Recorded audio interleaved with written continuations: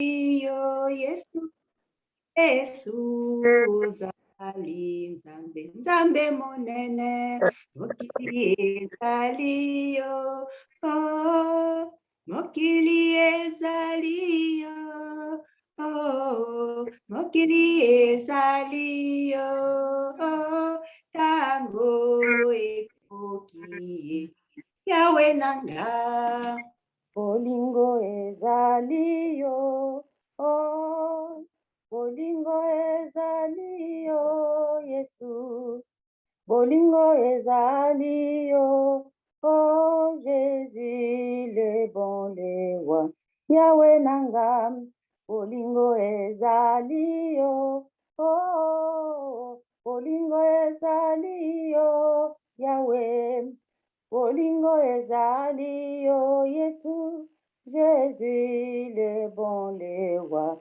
Yahweh nanga mokili ezali yo oh mokili ezali yo oh mokili ezali yo Yesu poso azali ezali yo yawe na ngai kumbama na yo yawe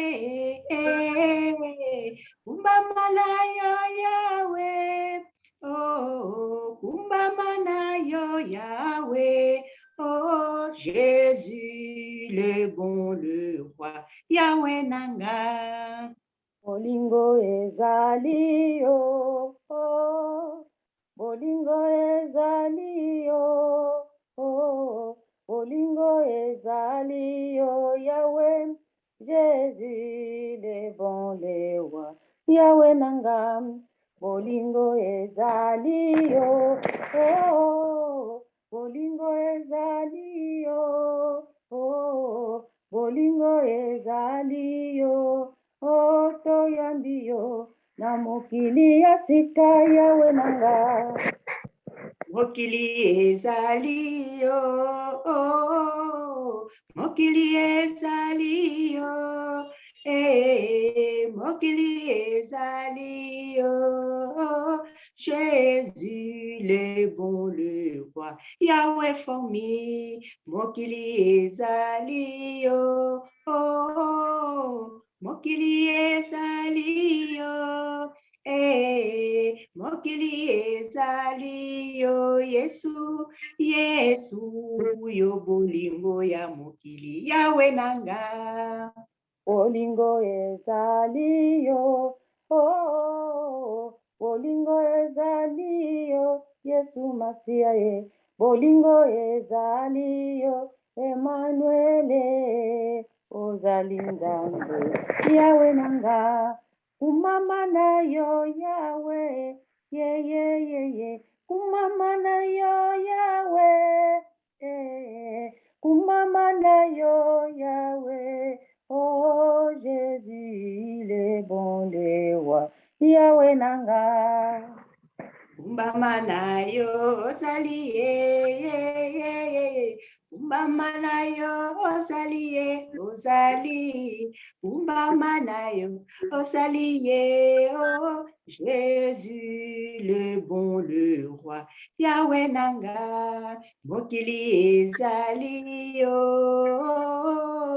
mokili ezali yo oh mokili ezali yo oh Jésus le bon le roi Yahweh nanga bolingo ezali yo papa bolingo ezali yo oh bolingo ezali yo oh Jésus le bon le roi Yahweh nanga bolingo ezali yo oh bolingo ezali yo oh bolingo ezali yo nzambe Jésus le bon le roi Yahweh nanga mokili ezali yo oh mokili ezali yo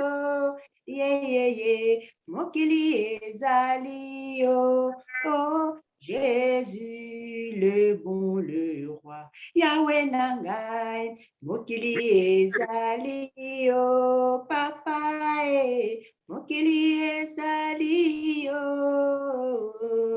mokili ezali yo, Yesu, Jésus, le bon, le roi. Yahweh nanga. Bolingo ezali yo, oh, bolingo ezali yo, bolingo ezali yo, oh, Jésus, le bon, le roi. Ah, bolingo ezali yo, oh, bolingo ezali yo, oh, bolingo ezali yo, oh, Jésus, le bon, le roi. Yahweh nanga.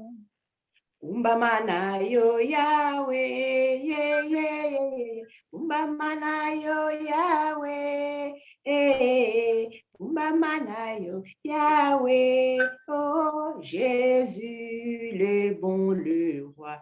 Yahweh nangai, Umbamana yo Yahweh, yeah, yeah, yeah. Umbamana yo Yahweh, Umbamana yo Yahweh. Jésus, Jésus, le bon, le roi, Yahweh nanga. Mokili ezali yo, oh, mokili ezali yo, oh, mokili ezali yo, Emmanuel, Jésus, le bon, le roi, Yahweh nanga.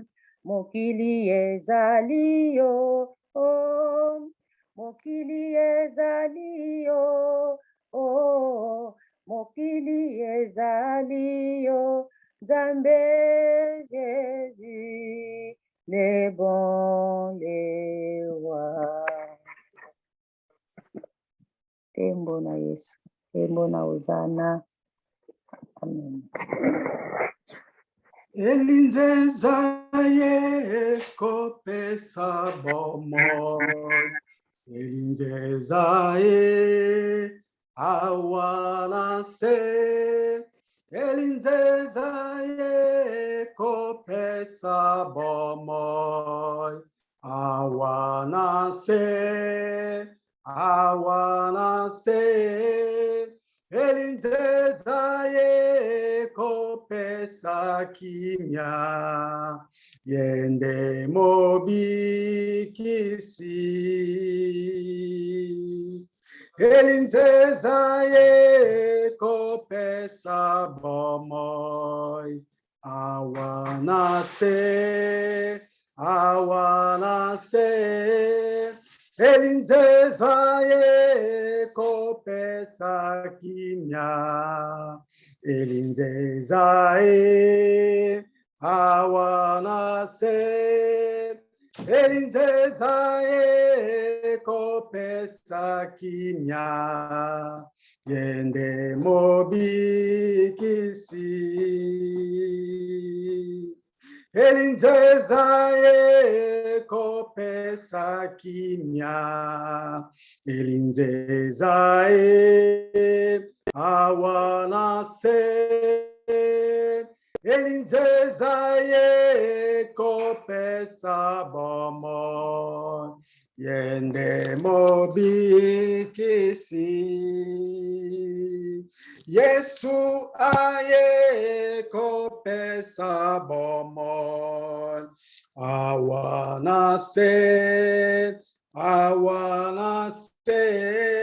Emmanuel kopesa bomoi, yende mobikisi. Elinzeza kopesa kimya, awana se,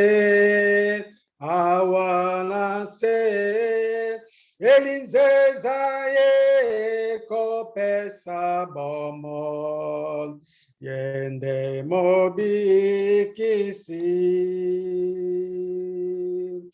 elinzezaye kopesa kimya awanase elinzezaye kopesa bomo yende mobikisi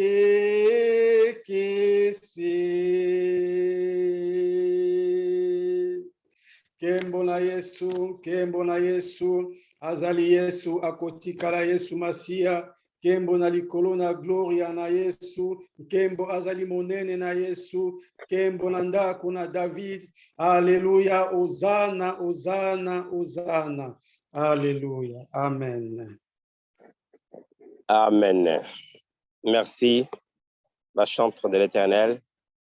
Papa Emmanuel Azalokumo, na pesibino nyonso bana ya royaume, bane Congo, peuple noir, peuple bantou, ba israélite, mbote mingi na komba papa na biso Jésus-Christ de Nazareth, Emmanuel Elinzenza. Amen. Mbote. Bozala Nesengo. Nous avons la victoire, nous avons la garantie, nous avons l'assurance que nous sommes bana ya papa Elinzenza. Toza Nesengo bandeko. Toye na présence ya papa Nabiso, Nesengo wana iza Nabiso. Programme Nabiso ya lelo ezali ke 19h to bandi programme Nabiso de 19h à 19h05 banos, sima banos, ba chante bakoye mais la papa Nabiso kokumisa papa Nabiso le père d'éternité. Nanzela ya loyembo ya louange, nanzela ya adoration. Amen. Merci, ma maman, chantre de l'Éternel, tikete nzambe nabiso apambola bino. Bandeko to fongola mitema nabiso, ta nabiso koki, ngonga nabiso koki, oyo papa nabiso alobaka nabiso. Dans la parole, il y a la vie. Vie moussou sezalité, c'est dans la parole de Dieu, qui est lui-même je suis. Et en gros, bandeko Tokoyamba papa nabiso, le père de l'éternité, l'homme de la création. Papa Eli, Topesio Malobana, Komba papa nabiso Jésus-Christ de Nazareth. Amen. Amen, amen, amen. Kembo Nanzambe. Merci mingi prophète Jérémie. Topesanga liloba. Topesa biso liloba pona zanga imorote na papa nangai. Merci mingi bana ya Nzambe assemblée. Merci mingi ba chantre, merci mingi Kembo na Nzambe etonda na kati na biso. Liloba na biso et pas papa na biso Jésus-Christ. Emmanuel Dieu vivant. Seigneur, nous te reflétons nous-mêmes en toi. Nous nous donnons nous-mêmes en toi. Nous sommes les vôtres. Nous ne sommes pas à côté ou bien à gauche, mais nous sommes de toi. Seul, car c'est ça la nation que tu as créé le monde. Par cette nation, tu as créé toutes choses. Tu as créé toutes choses. Mais le monde n'est pas connu comment tu vibres, comment tu fais tes histoires, tes choses, tes créations. Le monde a connu seulement un petit bouquet. Le monde n'a pas connu la pensée de Dieu, à l'exception de ceux qui sont dans le cœur de Dieu, comme l'apôtre nous a prescrit. Seigneur, merci beaucoup. Nous te disons merci. Pourquoi merci? Parce que tu nous as accompli aujourd'hui. Tu nous as montré des choses révélées tu nous as montré des choses révélées pour ce temps nouveau. Pour ce temps nouveau. Kembo na Nzambe. La Bible déclare, Matthieu 5, 18, toutes les choses, toutes les paroles que Dieu a parlé doivent être manifestées avant la fin du temps. Et aujourd'hui, même les pensées qui sont à l'intérieur de Dieu, on commence à le voir. Même ceux que le monde n'a pas connus, nous qui sommes ses enfants, nous avons eu l'amour de l'Éternel et nous vivons la pensée de l'Éternel. Nous vivons le secret de l'Éternel. Nous vivons l'amour de l'Éternel, car toutes choses vont se manifester et viendra la fin des temps. Et nous aurons l'amabilité de vivre un autre nouveau monde encore, qui sera nouveau encore. Mais le monde de millénium est nouveau. L'Apocalypse l'a déjà prescrit. Aujourd'hui, nous continuons toujours notre mission. Une mission parfaite, car l'Éternel a dit, dans les 4 rôles de Dieu à l'homme, le premier rôle, le Saint-Esprit accomplit sa mission. Kembo na Nzambe, Kembo na Emmanuel. Aujourd'hui, nous sommes revêtus de l'habit blanc, des habits pour les enfants de Dieu qui ont été prescrits avant le commencement du monde. Ce n'est pas hasard que nous sommes dans cette maison qui est le temple de l'éternité. Ce n'est pas hasard, mais c'est la vérité, rien que la vérité. Je me vois maintenant devant l'ensemble de mon papa, devant son trône, sa majesté, Emmanuel Azali. L'ensemble, ce n'est pas hasard que vous jouez avec le trône de l'Éternel. Devant le trône de l'Éternel, il y a des choses cachées que nous ne connaissons pas. Mais Dieu est bon car il nous aime beaucoup. L'ensemble de mon Père n'habitait plus dans les noirceurs, dans les ténèbres, n'habitait plus dans le corps charnel. Nous ne sommes plus comme auparavant. Et je m'adresse à mon papa vivant. Merci, papa. Que ta volonté soit faite comme au ciel, sur la terre de vivant. Que ton amour avec ton règne est parfait, qui nous sommes parvenus, que cela soit accompli aujourd'hui, car tu nous as démontré la vérité de la parole. Dans la parole, la vie est là. Que nous portons cette parole comme une chaîne avec son médaille au fond de nos cœurs. Que nous écrivons ces messages, cette parole prophétique qui a commencé depuis le commencement, au nom du Père, du Fils et du Saint-Esprit. Que nous portons cette parole qui est dans la parole, la vie est là. Oh Seigneur, Père de gloire, il n'y a que toi l'amour, il n'y a que toi que tu as pensé, qui vivront à ce temps dernier, qui seront là devant ton trône. Même si les enfants ne voient pas ton trône, mais comme nous sommes dans la maison de l'éternité, ton trône est là. Il y en a d'autres aussi qui ont l'amabilité de percevoir le trône de l'Éternel. Nous sommes devant toi, papa. Tu es un Dieu que le monde ne peut pas blaguer. Tu es un Dieu que le monde ne peut pas blaguer. Tu as donné un message prophétique, un message de la valeur pour faire attention à tes enfants dans le royaume, dans les zooms. Le message que tu as adressé à ton fils Jean-Christian Mouepou, que tu as adressé ce message de 3 conditions. Je donne vraiment la gloire à mon Père, car mon Père nous a aimés, ainsi qu'il a donné son Fils unique. Aujourd'hui, le monde doit comprendre qui est son Fils. Qui est ce Fils-là que Dieu nous a donné? Car personne ne connaît pas la face, la figure de Jésus-Christ. Personne ne connaît l'image de Jésus-Christ quand il a été ici sur la terre. Mais aujourd'hui, par la parole de la divinité, nous comprenons maintenant qui est cet enfant que Dieu a tant aimé le monde. Qui est cet enfant que Dieu a tant aimé le monde? L'enfant que Dieu a beaucoup aimé depuis l'existence.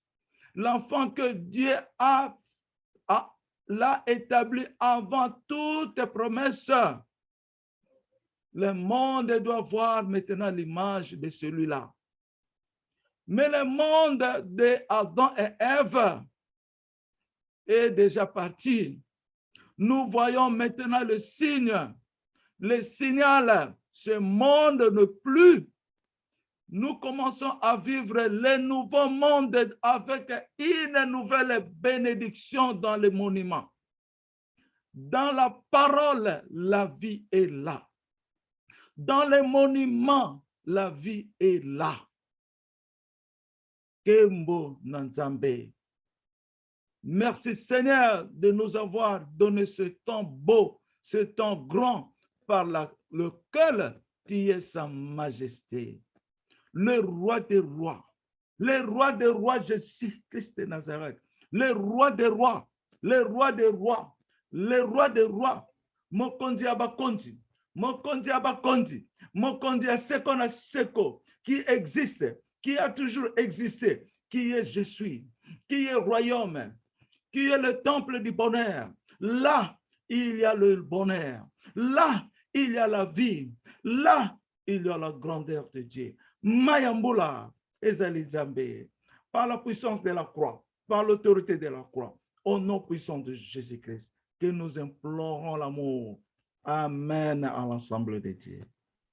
Amen. Amen. Amen. Amen. Amen.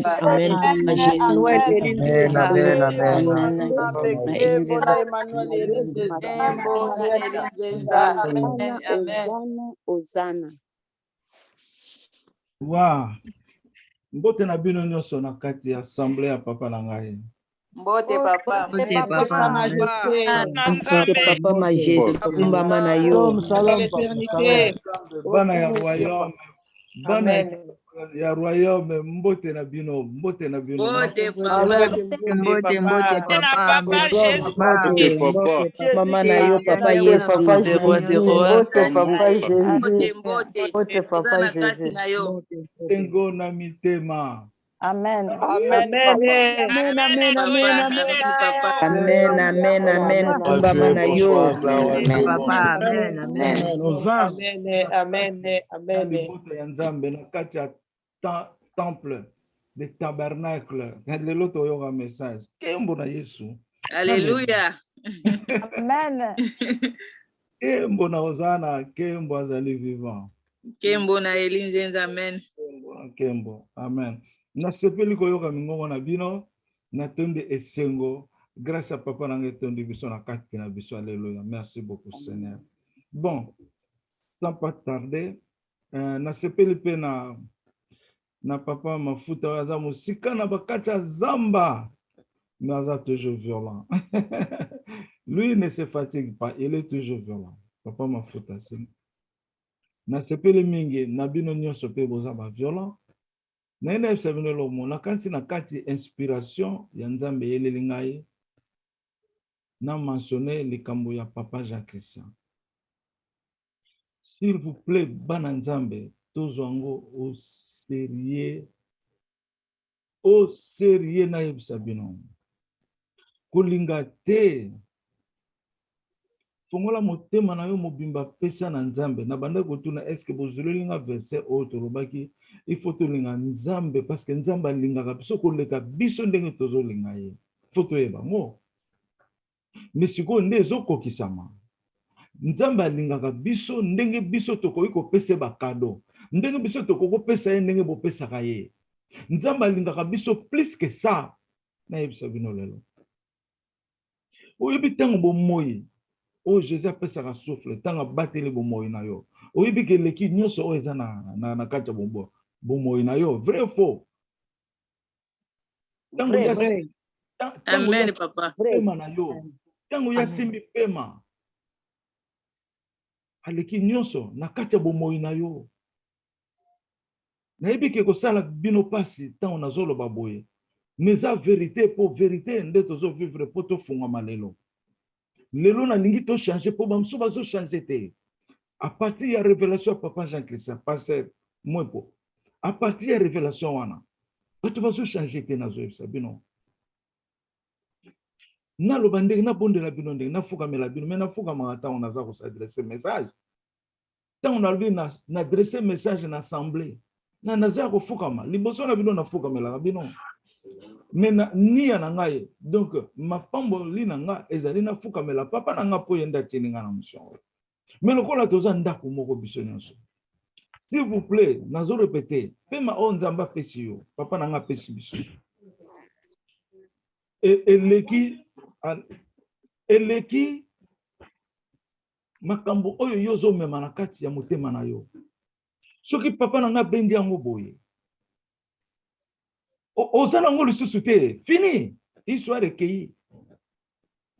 Mais soko zalaki na vérité te, o perdre. Mais soko zalaki na vérité, o perdre yango te. Je parle de même chose que les prophètes avant ont parlé. O pe natanga na Bible te. Na musuni natanga yango te. Mais nazoloba yango. Oyo ba prophète baza koloba. Je parle ça.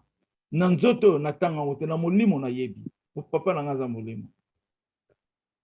De faire attention bien. Comment tu peux changer? Ceux qui passaient Jean Christian, abandon son message. Il y a 3 disciplines.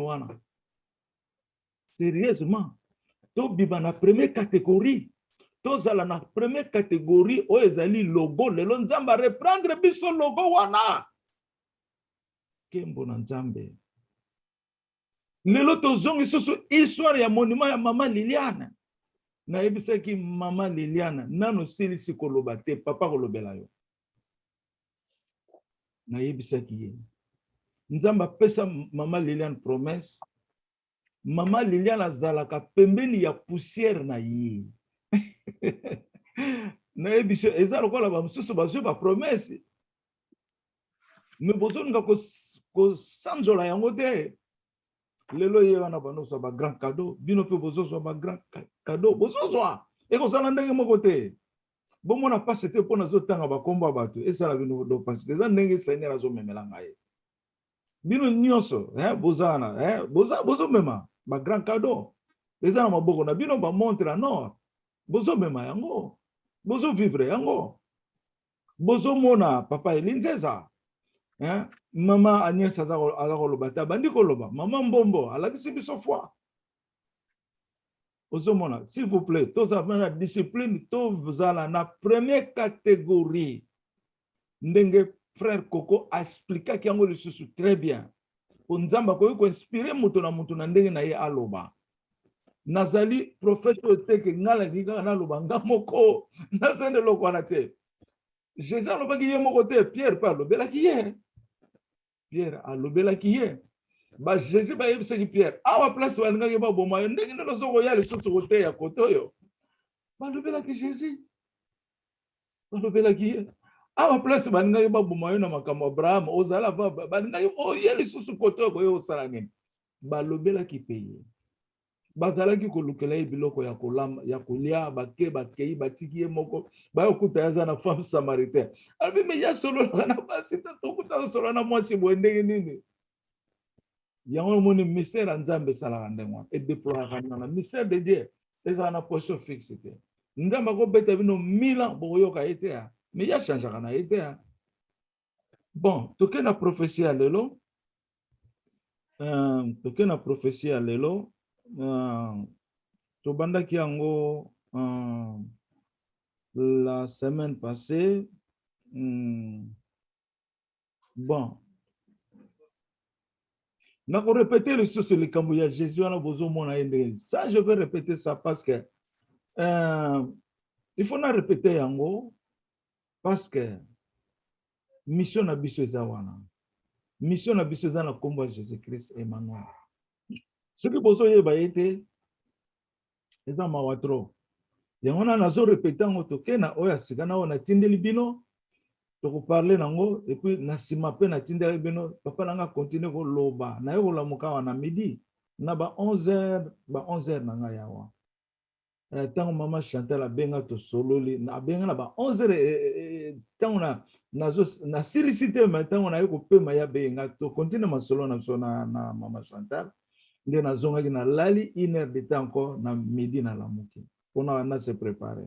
Mais bon la ngo pasité nenga na lala te nazo sabino naza mutu na misu me na kati naza mutu te po tokoko zala 3 combien de personnes to lala te ba pongi bon mona nga nazo lala te mais je vis donc bon la ngo pasité que misu ye rouge to ndengenen bino bolo ba papa zo samsane soki to sandi boité soki misu ye rouge te soki to lali ba pongi te konga ko zala libérer ndengenen c'est la lobamba biloko na ba vidéo na nga na kolala ka pongi na ozoka kimi atango Congo ezui libération na ye. Alléluia. Bon, na répété on a Jésus wana au nom de Jésus. Jésus wana bozali komona yes Jésus wana bozali komona ye. Soki ndenge nini me ye wana azali nzambe pe ye moto asali mokili mobimba. Yangona na kati ya liloba nazoloba. Dans la parole la vie est là. Ni loba oye sali mokili mobimba ye wana zoloba na kati na ye vi eza wana yango na nde nazo telemela ngo naza komi kumisa te me nalingi bana ya nzambe bakoya te ata ba misusu bazofinga mpona nini nazoloba za nzambe minga nazoloba oyo nga nazoyoka epai ya papa na nga est-ce que vous croyez ça epai nazoyoka oyo papa na nga azoloba na kati na bino ni koma bato baza normal to baza normal te nga nazotanga neti bo naza na montre na nga makambo nazoloba nakomi yango na book note na ngai natie na date natie na heure et puis na jiraka est-ce que bato baza ndenge nini mais faut eza te po papa na ngai ye ko sauver bidon bolinga te il est venu vous sauver par Emmanuel wana eza ba mangungu ya Satan azokota na mitema na bino po bo souffrir bo kufa mais ye alingi bino boza na vie ozomona Jésus wana bazali komona ye soki ndenge nini mais ye wana azali nzambe pe ye moto asali mokili mobimba. Amen, alléluia, kembo na nzambe. Lundi le 9 août 2021 à 9h27 na yoki mongongo ya Saint-Esprit alobi na Elinzeza bato nyonso oyo bazali kosala yo mabe nzambe akosilisa bango au nom de Jésus. Amen, alléluia, kembo na nzambe, kembo na Emmanuel. Amen. Na continue. Ngai moko nazoloba, ngai Elinzeza nazoloba. Nzambe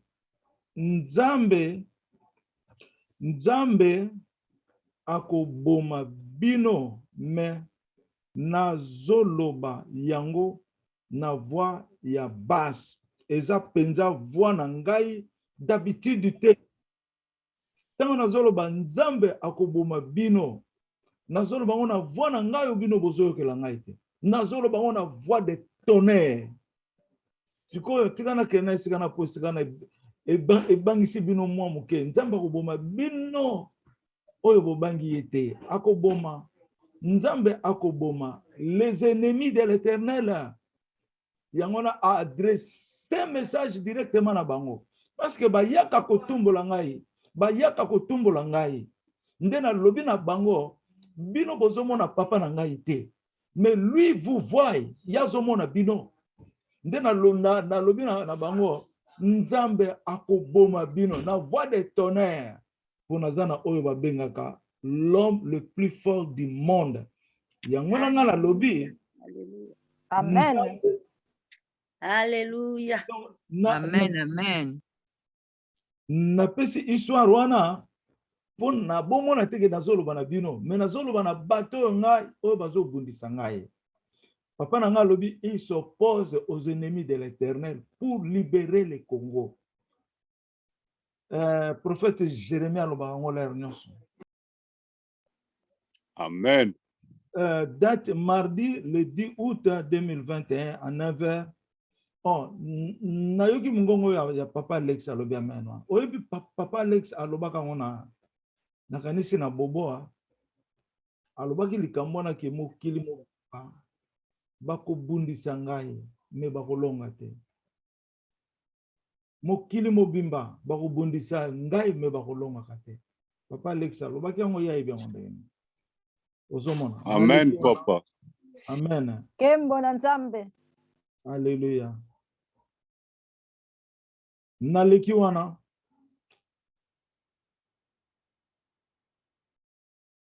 Nzambe alobi. Oh, le 10 août 2021. Nzambe alobi. Makambo oyo tozali komona ezali kowuta na Nzambe moko elinzeza. Makambo oyo tozali komona ezali kowuta na Nzambe moko elinzeza. Amen. Amen. Amen.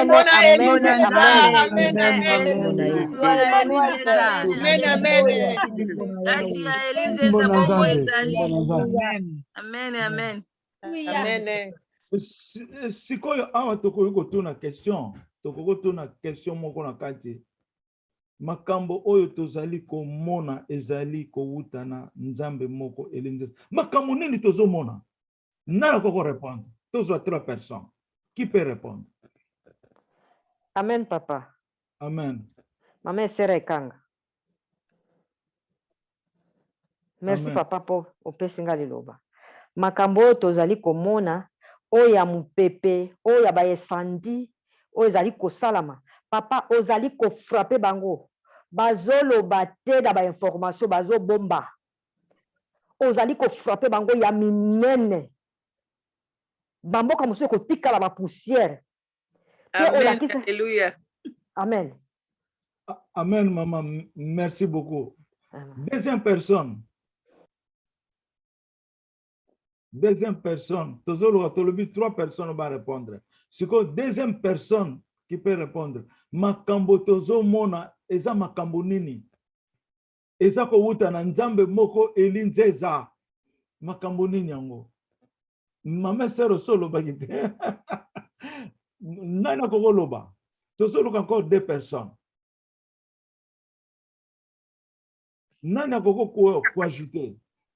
Amen, Papa. Maman Liliane. Allô, Maman Liliane. Ninga na bakisana oyo mama Esther awuti koloba. Ezali ndenge tozomona ba incendie ndenge ezosalama, ndenge ba inondation ezosalama, bandako ezokende na mai, mituka ezokokende na mai, mabele ezokokabwana na katikati. Alléluia, Kembo na Yesu. Moko Mama Liliane alobi bien ndenge Mama Esther alobi ezakaka liloba moko.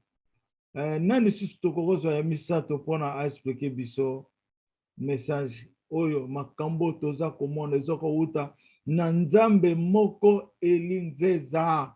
Papa nanga komi ko bimisa nga pwelele vis-à-vis azobomba nga susu te. Nana kopesa biso troisième réponse, troisième personne. Amen. Allô, Papa. Amen. Amen. Amen. Ingracia. Amen. Mama, Papa ngana inaloba likambo monene na mokili ezali promesse ya Emmanuel. Mokili eza ko réaliser te ke Emmanuel aza na mabele poma eza bitumba monene. Alléluia. Alléluia, olobi bien. Mokili bazo réaliser te ke Emmanuel azali na mabele, mais Emmanuel ngo azanani fona tuna question po ezala te ngo na lobaki na ngana komba Emmanuel. Bakotuna yo ngana lobaki na komba Emmanuel. Emmanuel ngo c'est qui? Emmanuel ngo nani? Prophétie ezoloba na kombo ya Emmanuel te, mais Emmanuel ngo yo zoloba nani? Emmanuel ezali elinzeza. Papa elinzeza. Amen. Parce qu'il faut qu'on L'écriture de la précise. parole de Dieu. Parce qu'il faut qu'on précise. Parce que tous en a précision. Aux hommes, tant que tous Emmanuel aza nani. Parce que batuba. Nde yango na moni nzamba loba ki likamususu. Mubali moko te oya kokani na Emmanuel na mabele. Par lobi susu. Bino bokani si Emmanuel nini oyo biso to lobelaka. Faut être nzamba tuni. Question. Emmanuel nini oyo biso to lobelaka. C'est que nzambe alingi to yeba. Emmanuel oyo to lobelaka zali Elinzeza Emmanuel David. Nzambe aza clair. Biso nyoso Pasteur Jean Christian répétaka ngo leur nos. Nete kotaka bino bien te. Biso nyoso to kota na kati ya Emmanuel oyo azali papa Elinzeza. Ozomona? Amen. Papa Elinzeza. Papa na Yesu. bazakaka mutu moko. Ezali sagesse ya Nzambe. Eza langage ya Nzambe yeleli ndenge wana. Tika ne bandela mukile ye na forme mususu. Mais ezakaka meme yango Nzambe sala mabomba mina ye. Bon, merci mingi pour na 3 personnes pour répondre question moko. Makambo ezo sala mana mukile ezo uta na Nzambe moko, un seul Dieu. Il n'y a pas deux dieux, un seul Dieu. Oyaza Elinzeza. Elinzeza. Amen. Kembo na Elinzeza. Amen. Amen. Amen, amen, amen. Ibanda ya Elinzeza.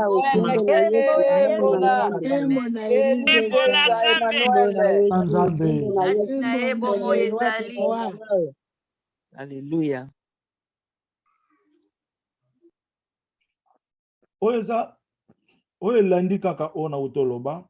Même un jour, le 10 août 2021, bato nzamba lobi, bato bakotisi nzoto na bango, na kati na bango, au lieu bakotisa nzambe na kati na bango.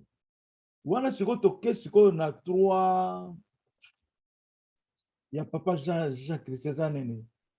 3 catégories. Tokoti na kati ya 3 catégories.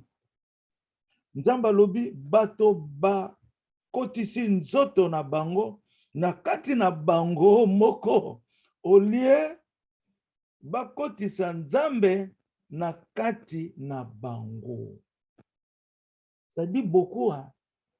Nana ko pe ko pesa biso moi explication muke pour comprendre. Nani ako pesa biso bato bakotisi banzoto na bango na kati na bango olie bakotisa nzambe na kati na bango. Amen. Moutazako vivre dans les chairs, dans les chairs, dans la chair. Maman Loba. Nga Mama Marie. Mama Engracia Yoma. Voilà, naina loba bato bazako servir intérêt na bango moko. Oyo kamuta lobi église na ye, ole ba servir intérêt ya Nzambe ya Yesu Christu. C'est ça, bato bazako servir intérêt ya bango moko, libumu na bango moko. Amen. Amen, amen. Libumu na bango moko kaka teme, makambo na bango nyonso. Po libumu ngolo ba doko lia. Mais bazako servir banzoto na bango moko. Ba intérêt na bango ndengo lobi. Mais Jésus lobi chercher le royaume. Le royaume est parmi vous. Mais bato bazo chercher le corps charnel, la chair. C'est l'esprit qui vivifie. La parole que je vous ai dit donne l'esprit et la vie. Mais bato bazako, la chair ne sert à rien. C'est ça. Donc, azoro bango clair que ce qu'on veut vivre na bonzoto, nzoto ko sala lo mokote oko perdre ngo. Nzambe akoki ko changer plan na yo, obotamaki bébé, okomi na 15 ans, ozaso na vie wana te, okomi na 20 ans, o changer vie. Siko tango zo changer vie. Makampe ya sigezoya, siko fo luka Nzambe, po Nzambe amema yo na bosembo, okoma na destiné na yo. Mais siko yo bando vivre ndenge ozalaki lokola mwana moke, ozolinga ko changer te, là c'est un problème. Awa Nzambe osana nini aza ko garantir biso que to faire attention to ko perdre tokoki perdre. Donc, tozala non parmi les deux catégories qui suivent après un, mais tozala parmi la première catégorie, oya liboso. Tolata nzambe. Tant tolati monument, tolati nzambe, tolati kombo ya nzambe, na kati na biso, nzambe ko survivre biso. Na leki wana.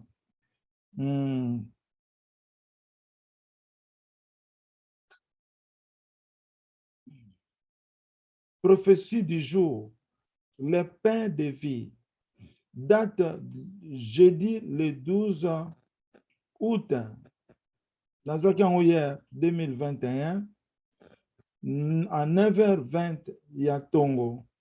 Nzambe alobi, elinzeza ye moto akolesa mokili mobimba. Botala mai oyo ezali kobima na maboko na ye. Botala mai oyo ezali kobima na maboko na ye. Amen. Amen. Alléluia. Kembo na Kembo na Yesu. Nzambe. Amen. Kembo na Amen. Emmanuel. Amen, amen, alléluia. Sana. Kembo na nzambe, kembo na elinzeza. Amen, amen. Sana. Amen, amen, amen.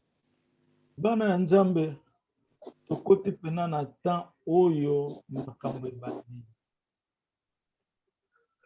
Tokoti na moment oyo makambo ezali.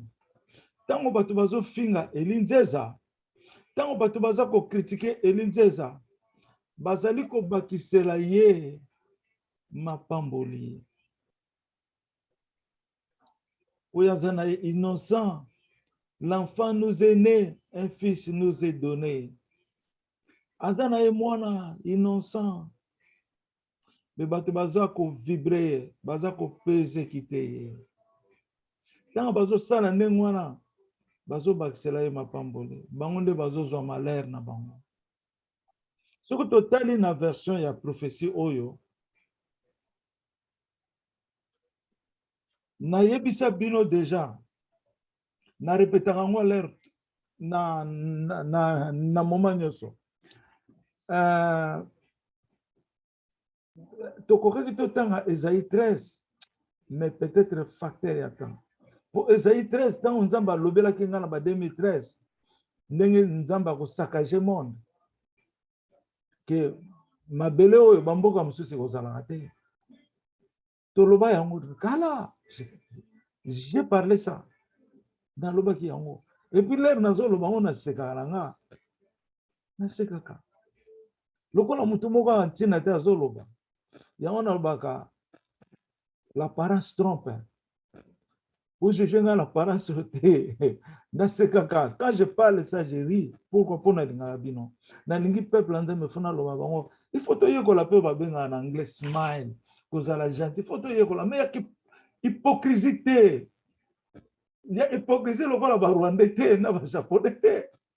Azo linga me kuna za ko do da yo na se. Azo so yo na se makolo. Non.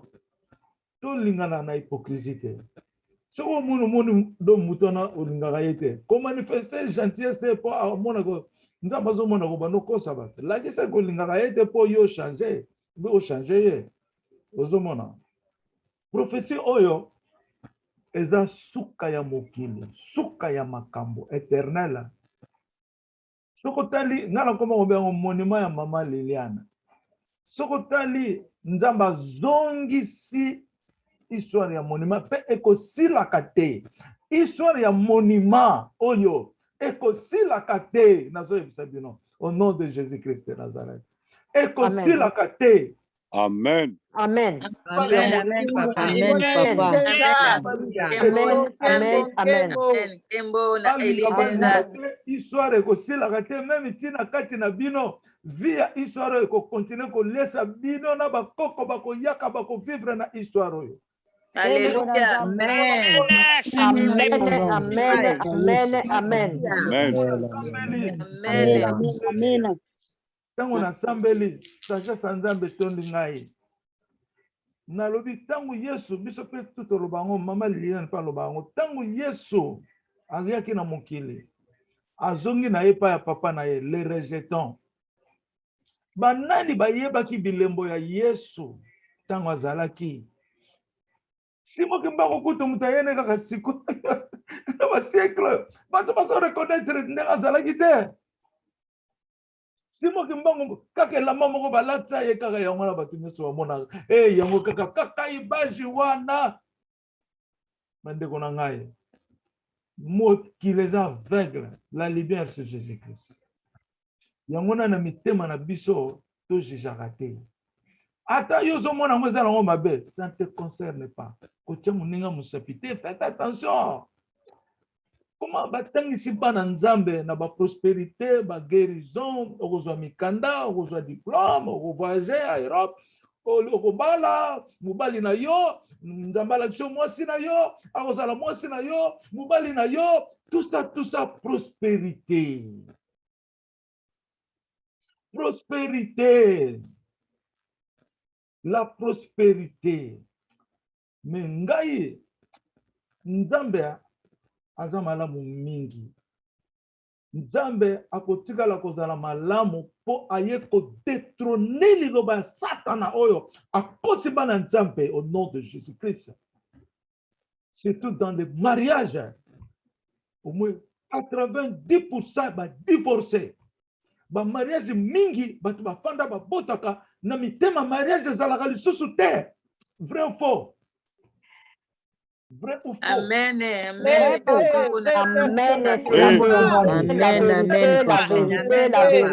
C'est la vérité. Amen. Amen. Mariage ya hypocrisie.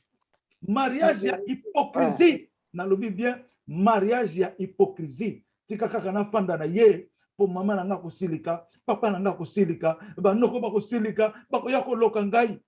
Tika kaka na fanda na ye, po mobala ngo se kitoko, po aza na mbongo, nazolanda kaka mbongo na nga. Tika na fanda na ye, abote nga bana kitoko, tika na fanda na mwasi oyo, po mwasi oyo longola nga sone. Mais na motema mariage ezalité. Mon père m'a parlé ceci. Le que na lobi on a maman Chantal. Mon père m'a fait parler ceci. Alobi na kati ya mariage ya mwasi na mobali ya couple. Okomona bango bazo swana l'air nyonso. Bazo yokana te. Ata baza batu malamu ndenge nini. Bako yokana kate. Kaka na mama ya charnel nde bayokani bisengo. Mais ya na kote wana kote musunezo simba te. Kote so ekomi kaka tika kana kanga mutema nasala susu nini esena yamba libala sena bala mwasi oyo nazana shwali susu te eloko tika kaka nazana shwali susu te posoni na bana c'est comme ça mais ba mususu pe soka silika déclencher na yake na ye. Mais la Bible nous dit, la parole de la divinité nous dit, tu ne peux pas divorcer. Tu ne peux pas divorcer quand tu es marié. Tu ne peux pas divorcer. Nazo sabino lelo pour tozana monument aye kozongisa mapamboli ya mokilo nzamba salaki na Genèse 12:3. C'est ça le monument là que vous voyez. Ozomona pona nini nazoloba likambo mariage? Parce que soki mariage eza malamu te, royaume mpe kozala malamu te. Ba mariage ezobota bana ba démon sans que ba yeba. Fozala na grâce, ozaka na nzambe, oponama mwana nzambe na likolo, ozobota pe bana ya mosanto pour dire la vérité. Mais bana mingi bazawa kotia désordre na mokilo yo. Yango na Jésus aye kopesa biso condition ya mariage. Kazo pesa bino ba condition misato ya mariage lelo yo. Na bandina na 3 conditions wana. Ya liboso mariage ezali oyo ekangami na likolo, ekangami pe na mabele. Oyo senga nzambe apesa yo mobali to apesa yo mwasi. Yo moko zala po mariage eza eloko oyo soki etengami vina yo pe etengami. S'il te plaît. Soki est brisé, vina yo pe est brisé. Ne prenez pas n'importe quelle décision. Nazoloba lelo. Mariage oyo ekangami na likolo fe kangama na mabele. Cela veut dire Nzambe oyo asali mwasi to mobali fo nzambe bakota na mariage ekangami na likolo ou bien ekangami mpe na mabele para oyo abota mwana wana mpe para wana il faut mpe mwana na ye asepelisa ye donc il faut kende na famille eke mpe na nzambe donc de côté ekokisami topesaka exemple ya Abraham na officier na ye boyebi yango bien wana nga do na korepete te soki moto ayebi yango te bapasteur baza na bakopesa bino baverset officier Abraham agiraki Abraham agiresaki ye jire tia loboko na lokolo na nga jire okobalela ngai mwasi ya Isaac na famille oyo nayebi te alobi bien na famille oyo nayebi te balela ye na famille na ngai mpona nini mpo ayebi famille na ye kuna bavirisi eza kuna te nake na verset mosusu ya bible nzambe alobaki na Jérémie alobi kobala mwasi na mboko yo te mpona modiri mboko yo yo yebi te omoni mwasi mobali aza kitoko nalingi ye mais famille wana eza na malédiction ya 4 génération yo ke kobalela kuna ozole des problèmes bana bakozwa baproblème bana bakokufa oso comprendre yo mokoza na kimia te ti okoloba tuka nakoki nanga te nakei nayebaki te okei mpe parce que soki nazolobela makambo ya mariage te naza coincé mpo mariage ezali clé ya royaume nazoloba ngo mpona bana na biso mpo biso mpe tozali awa tobali toboti bana na biso ozomona me bana na biso bazoya bino bapara mpo bofongola misu mpona bana oyo baza koya peut-être oza jeune femme ozoluka mobali jeune homme ozoluka mwasi donc yebaka mpe folanda na principe okosala erreur te wana eza ya liboso nalandaki documentation moko na Congo mikili ça fait très longtemps bazoloba eloko nini elakisaka wana za mwasi metombana eza mariage ya dot oyo bapesaka epai ya mwasi 80% bapuyaki dot me baza baveugle bongo nzambe oyo asali yo asali para ya mwasi bino boreconnaître ye te botiki ye kaka boye eza malamu te il faut le droit de l'homme akota na mariage yango wana nzambe alobaki okomona mariage wana siko nazokota na prophétie masolo ngai na papa na nga alobi mariage oyo bino bozomona boza bien bakobanda koswana bakozala na po le droit de l'homme azali kuna te fo le droit de l'homme akota kuna Emmanuel na kati ya libala nazoloba Emmanuel en esprit po bocomprendre teke ezaka ngai na nzoto non Emmanuel Jésus Christ en esprit ye po azala droit de l'homme na mariage na bino siko po ya koma droit de l'homme na mariage na bino nini il faut pe bopambola likolo ndenge officier ya Abraham alobaki Seigneur ngai natie yo condition na Bible oyo batesta nzambe ndenge wana baza 3 personnes oyo batesta nzambe na mariage officier alobi nini oyo akopesa nga mai na bashamo na nga ye wana nde mwasi ya Isaac akonditionnaki nzambe est ce que bino bokonditionnaka nzambe donc nayebisa bino eza na 2 personnes batémoigna ngai boye abi prophète oyo nazoyoka ye mingi nzambe soki azali prophète na yo ya solo nga na kobenga ye soki ayambi telefone aza prophète na yo epuis batiaka nzambe le preuve wana oyo balobaka oyo abengi na ye mpe ta mosasoli nga te donc eza problème te mais omona mpe moto mpe na pa azwi nga alobi papa natestaki yo lelo papa nanga mpe alobi boteste ngai alobi yango papa nanga alobi boteste ngai donc en matière de mariage nakanisi faut que conditionner nzambe c'est que moi je peux parler parce que moyini satana ayaka mingi na bandoto satana koko memo na voyage eza lokola frère aza na prison bakondane ya mort po baza kolota mpe bandoto ya voyage mais baye na États-Unis mais aza lelo 25 ans na prison tozosengeli na nzambe bientôt akobima bazongisa na mboka yo sengi balakisi yo bavision oye na États-Unis obengi yango paradis obengi yango lola sikoyo oye bakondane estce ezaki nzela na yo nzela na yo te satana mosala na ye yango wana satana mosala na ye kokosaka bato yango wana épreuve ya bien conditionné nzambe mpo nzambe apermettre yango toteste nazoyebisa bino solo soko oloti kaka ndoto ekoki te soko oloti yango répété 2 fois même songe neti oyo nazoyebisa bino oyo tozokosolo ya monument et répété peut-être 2 fois après oyo natindeli bino et répété soki le même rêve est répété une fois ou deuxième fois kaka 2 fois na même moment yebaka ke ezali accéder na nzambe nalobi na même moment eza te kolekisi no bajour omoni yango su te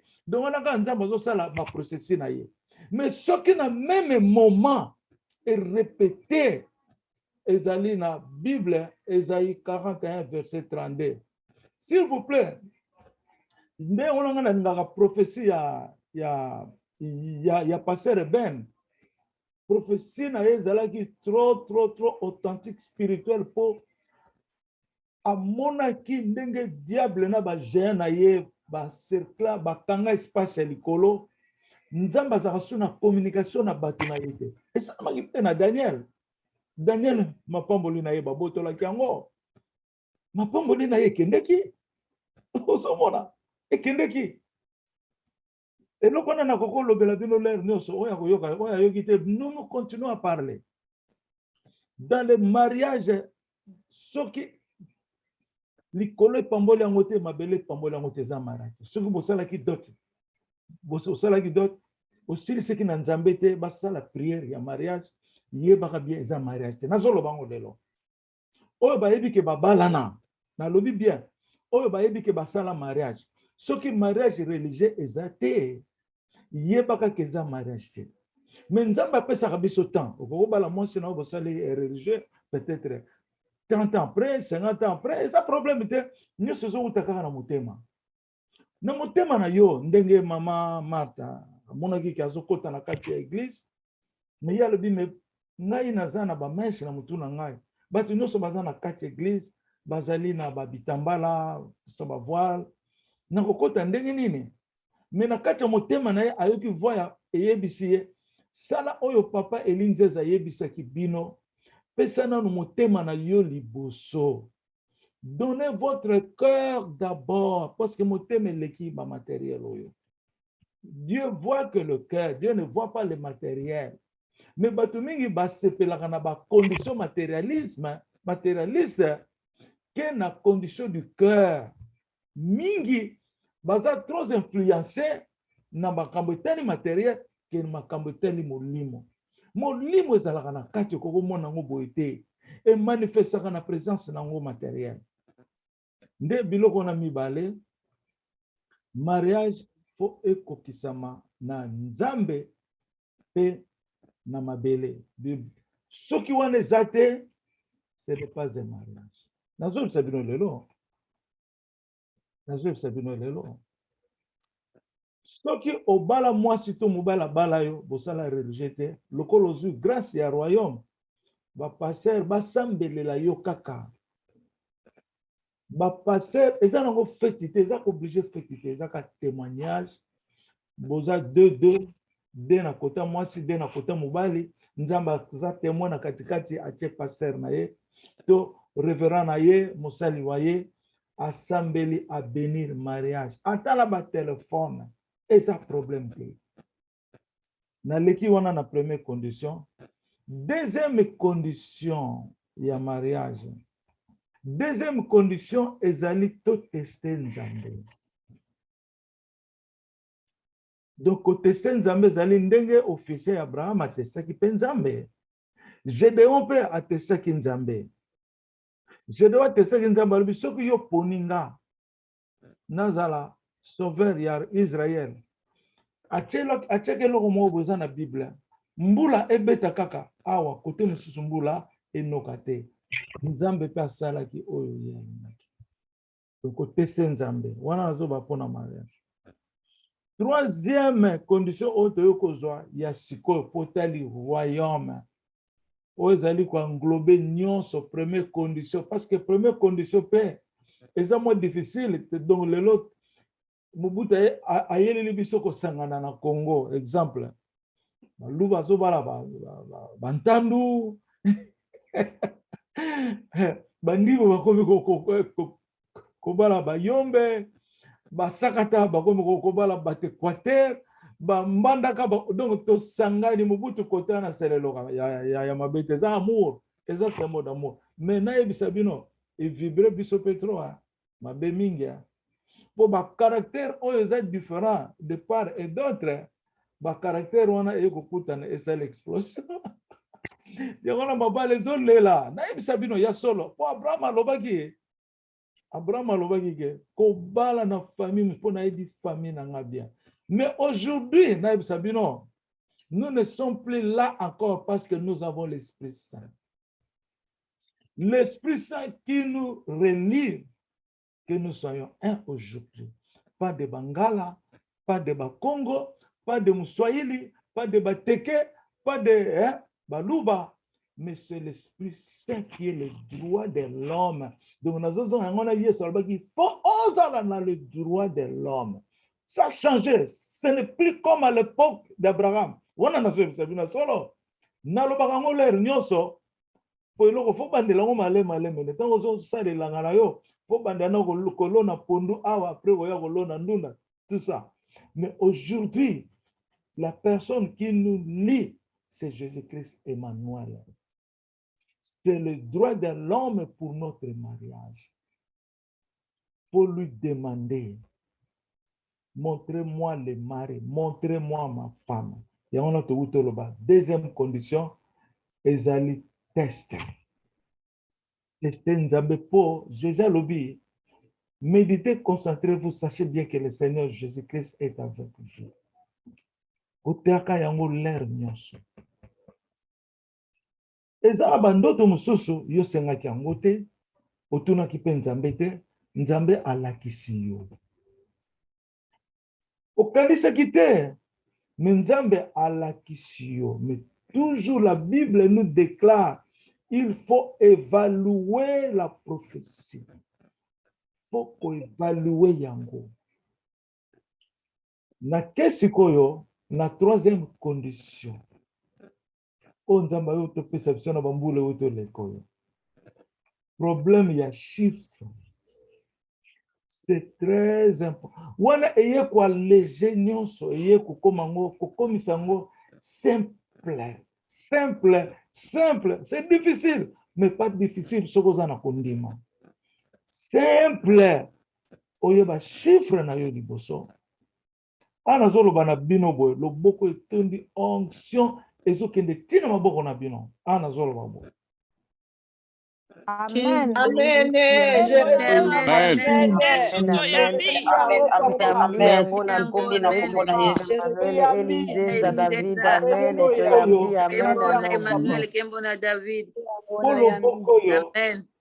Bokoyo nzamba za lisu moko elinzeza ayaka Joseph na mokili lisu aneza awo lisu wana soki na tie loboko na ngabo ezo reflete likolo mobimba mwinda nguya ekendeke likolo mobimba yana ba muta simbi loboko oyo asimbi nzambe me batu bazaba Amen.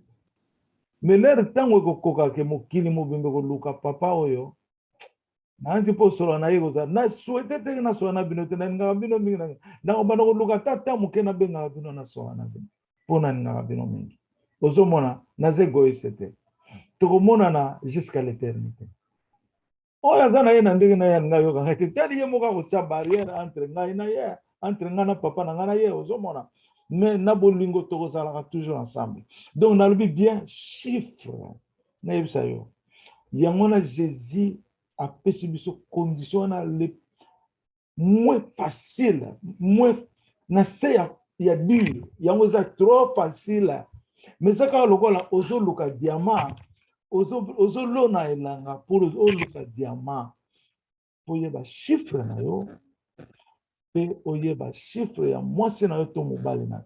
Là il y a plus de problème parce que ba système on nzambe asali na chiffre 5 so oza chiffre 5 yango na peza na chiffre 5 wana ntango bango bakutani ekutani intact bien kitoko soki nzambe azoloba na mama Nelly bongamaka mpe yo bongamaka. Donc mama Nelly faluka chiffre na ye moko sa yebi yango et puis oya kolingaka ye bakozala na epe fazala na chiffre na ye nange na yebisa bino eloko moko na koloba kombo te eza na bamariage mosu eza na royaume nga moko naloba wa mama aza chiffre songolo papa aza chiffre songolo ndenge moko le 5 soki le 4 enfants baboti bango nyonso baza chiffre moko te nayebisa bino non oyebi biloko nzambe atianeka boye ezalaka mpe na lisu ezalaka mpe na se ya makolo na se ya makolo nzambe alobi natie alliance ya bana na nga na mwana nakoma yango na se ya makolo ya mwana na pied droite kuna nde secret nzambe asali mwana wana kozala ndenge nini akozala ndenge nini abi bana wana bakozala bagenie ya mokili na moment royaume oyo bana bakosala makambo oyo nano bato basala te na royaume oyo se bandi deja nga nazomona wana mwana na ngai namona wana mwana na ngai moko propre atanga wana klasi te me mwana na ngai azosala makambo mindele lelo bakoma kobenga ye donc namoni awa na ngai moko comme preuve bino mpe bozala yango na bana na bino boboti nga namonaka yango me nalobaka te bana baza koprofetize bana ya mike baza prokole te tika bino bozoyeba jesi te nde yango na nde nalobi likambo ya chiffre bozwa yango mingi ya considération soki mobali wana aza chiffre soki mwasi aza ata bolingo yango eza ndenge nini eza rien nazoyebisa bino solo amoke bosala erreur na kotanga chiffre nzambe azoloba na ngai eloko moko awa bachiffre wana nde ye na royaume ne congo na millénium me liboso nzambe apesaki ka grâce nzambe azoloba sikoyo mabala mingi mpe ya bien ezali nyonso eza mabe te ezalaki grâce po grâce aza na ye sans frontière me biso sikoyo tokoti na kati ya lupango ya millénium na lupango wana eza na loi lupango wana eza na makambo nango ifo tolanda yango donc grâce na biso esekokisami bon naleki wana nazongi lisusu na monument soki nzambe alobi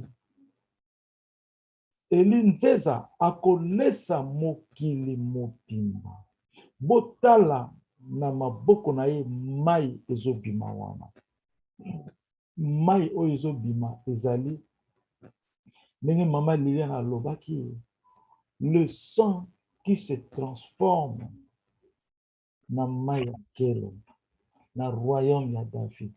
Ça était prévu l'onction dans le royaume de David. Mai wana lelo ekomi makila wana lelo ekomi mai oyo eza kobima na maboko na ye. Par deux meurtrissures que nous sommes sauvés. Ntango babeti ye flèche na panzi ebimisaki makila te ebimisaki mai. Nous aussi nous portons ce sang. Bozala na catégorie D3 s'il vous plaît nazo sentir mitema na bino nete zoyoka te ndire bozola la pongi si c'est quoi je ne sais pas. Nazo mona mitema na bino eza toujours na décadence. Faut faire attention. Oyo ezali mama papa ya likambo oyo na mokili nano esalama te. Le même Joseph est revenu avec sa bénédiction et le même roi David est revenu avec sa puissance et force du sceptre de l'indépendance. Oyo yemoka lobi le sambuka bénédiction ezala na bino. Amen. Kembo na Nzambe. Amen. Amen.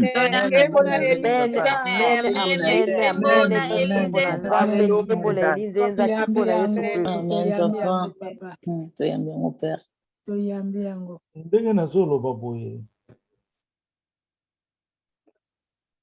tokomi na temps privilégié temps ya bomoi ya seko temps ya kitoko temps ya malamu temps ya malamu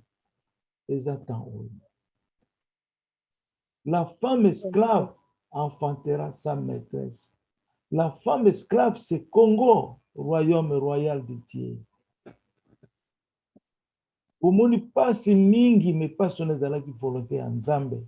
Bonyokwami na ba mariage, bonyokwami na misala, bonyokwami na ba niveau nyonso, na ba santé, na kofinga, na ba ndenge nyonso. Ezalaki pona mapamboli ya le pain de vie. Amen. Kembo na Yesu, kembo na Elinzeza. Kembo na Yahweh, kembo na Yesu, kembo na Amen, Papa. Amen. Kembo na Nzambe. Amen. Bona Yesu Masia. Kembo na mokonzi wa bakonzi. Nzambe na biso. Elinzenza. Nde yango na lobi. Naza komikumisa teke naza Yesu ene, naza kaka mwana Nzambe. Me Nzambe pe mokili oyo ye alinga. Atia mwana na ye comme symbole, comme droiture, comme bénédiction aujourd'hui. Na mokilo Nzambe alinga, atia mwana ne azala lifuti ya mapamboli na mokili mobimba. Toyambi Amen. Amen. Amen.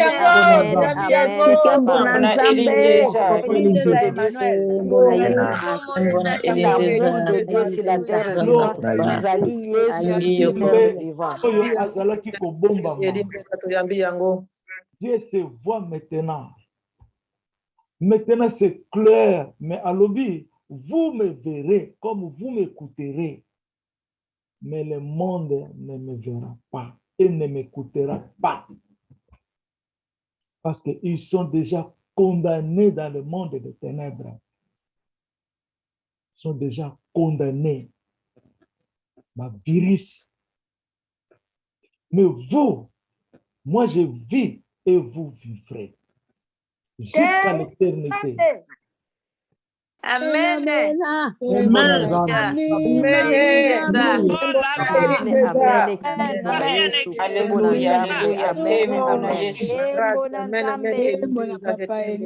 Toki pasteur Jean-Christian a un message, il y a 3 catégories. Pour nous dire, mes enfants, les enfants de mon papa, pour nous dire que l'heure est trop proche, que le Père clôture, ferme la porte comme dans le temps de Noé. L'heure est trop proche que le Père ferme maintenant la porte du bateau. C'est pour cela qu'il a démontré 3 catégories. La faiblesse qui se manifeste dans le royaume. Si tu connais que tu fais part de 2 catégories derrière, moi ça na sous-vêtement mobile ni et l'autre complètement nué na noir. Il ne voit même pas. Donc change aujourd'hui, change. C'est possible que tu changes. Je dis bien, à Dieu, il n'a pas d'impossibilité. Donc, c'est possible que tu changes. Je vous donne cette bénédiction. Change maintenant. Zala na côté un monument. Monument ya ngwana nzamba lobeli bisololo. Botala mai oyo bimana maboko na ye. Pour nous dire que dans la parole, la vie est là. C'est lui-là qui est le monument. C'est lui-là qui est le monument. Amen. Amen, amen, alléluia. Kembona Elinzenza. Monument ezami balete, ezala kaka monument moko. Pour vous dire la vérité, monument ezala kaka moko. Na kati ya monument mai. Ce qu'on a mabino na langage et parole de la divinité. La parole que je vous ai donnée donne l'esprit et la vie. L'esprit, c'est Emmanuel. En Emmanuel, la parole est là. La vie, c'est Jésus-Christ. La vie, yango nezali mai. Sa mai mokile koki ko vivre. Na kati ya fondation ya mutu na mobimba na ye, aza plus ou moins na 70% ya mai na nzoto na yo, Au moins, attends ça la gêne. Il y a 3 jours, 7 jours. Tu vas voir que tu continues à pisser. Au moins, toujours qu'on pisser. Vrai ou faux? Vrai, papa. Vrai, papa. Vrai, papa. Amen, amen, Vrai, amen. papa. L'eau Amen, ne amen. prend pas fin parce que moi, je suis que kufi. Ce qui m'a dit, kufi. Donc, réserve Zali, vous avez 70% de maï na kata nzoto amoto. Même chose quand on voit le monde entier,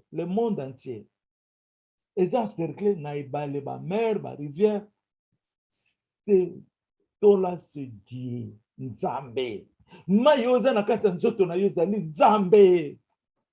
Yango moni nga na recommandaka bino mela mai soki na sambeli mela mai mai ya pembe ezali Jésus Christ Nazareth. Asala una forme matérielle, asala una forme spirituelle. Mai ya molimo na forme spirituelle. Mai ya kubikisa biso na kolia na kovivre en forme matérielle. Zwa siko mai boye na pesa yo. Neti loboko na kotia mai boye. Mai ezofanda awa na mulangi oyo.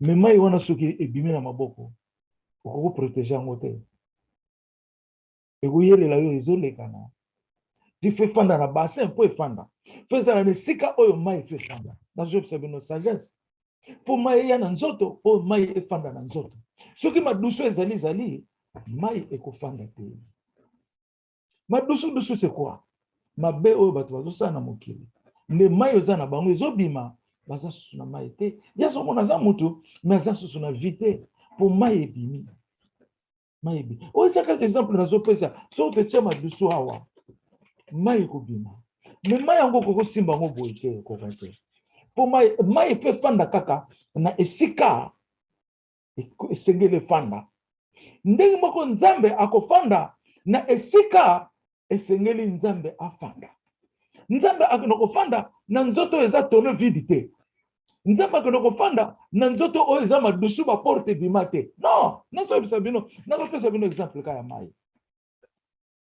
mai ekofanda na esika yo prepare mai efanda ndenge monima mai ezokende kofanda wapi na liziba mpo ebongami mai efanda wana liziba eza lokola temple où l'eau se pose yango na nzambe ndako na ye eza mutu mai eza symbole signification ya bénédiction ya mai nzambe mai jamais soki ozomela bururu ezokenda sina libumu après ezokende na baorganisme ezosala yo bien na santé mais soki mai omeli bandobima na basubu mai yango ezokende mutu aza so mutu te sakufaki na ye tu vois donc napesi bino exemple ya mai donc mai azali nzambe na forme ya pluie siko tokomona lelo nzambe azofrape na nini azofrape na mokili na mai ya soki abeti tremblement de terre na mabele mai ebimi boye mai ekobima na pression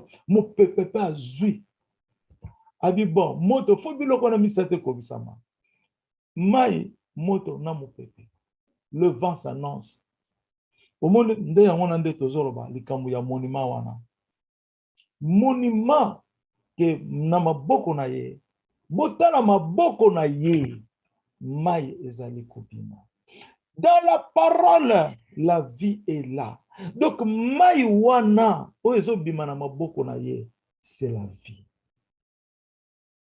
mai wana Amen. mai wana lelo ekomi mai ya nkelo mai ya source ndenge mama Lilia namonaki ke alobi Elizeza akolesa mokili mobimba botala na maboko na ye Amen, amen, amen. Amen, amen, Amen, amen. amen, papa. Amen. Alléluia. Kembo na Amen, Yesu. papa. tokokontinue kotia bacommentaire après tokokontinue kotia bacommentaire après sikoyo tokoyoka ndenge nzambe alobi lisusu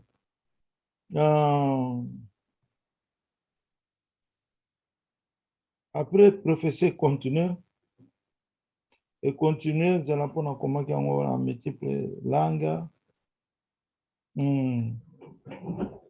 lelo toza vendredi le 13 aujourd'hui Nzambe alobi na ngai fongola Bible. Fongola Bible. Na fongoli Bible tala ndenge ezali. Na fongoli Bible nde Nzambe alobi ya solo Bible ezali tabernacle ezali lokuta te. Ya solo Bible ezali tabernacle ezali lokuta te. Toyoki pa itokomi siko. Tango na fongoli Bible, na fongoli Bible eza kongala. Gloire ya Nzambe lokola Bible boy. Gloire ya Nzambe ezokende likolo mobimba. Kembo na kembo, alléluia. Kembo na Nzambe, gloire. Amen. Donc, lumière ndenge wana, tango na fongoli Bible. Nzambe alobi ya solo, donc en vérité, la Bible est le tabernacle. Ce n'est pas des mensonges. Nzambe alobi ce n'est pas des mensonges. Pourquoi? Pour yebi batu na ndenge basali. La Bible c'est le tabernacle. Si vous savez que na sagesse moi moke, tokota na sagesse moi moke, tokomona que Bible ezana deux toloba, ndenge toloba ki ezana longueur, épaisseur na largeur. Ezana ba élément wana misato. Longueur, épaisseur, largeur. Donc oyo eza longueur, oyo eza longueur, oyo ezali largeur. Oyo sala eza épaisseur. Yango nende zo formé Bible. Mais na kati ya trois éléments, tola na malam, toza na premier cristal théologien. Na kati ya les trois éléments, eza na oyo bazo benga papier, et écriture. Parce que écriture est dans likolo ya papier, et le papier qui est protégé par les trois éléments. Maintenant, les écritures qui sont attachées. Ah, vraiment. Tant on a zolo baboye, namiyoki mawa ngai moko. Namiyoki mawa. Pourquoi?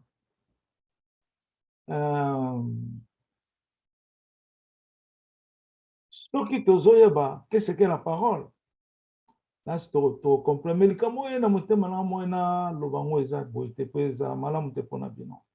Mais eza nango bien, donc eza nango bien. Et lingo lobanini ba malobo tozoyoka ezokota ezokomamana na papier oyo.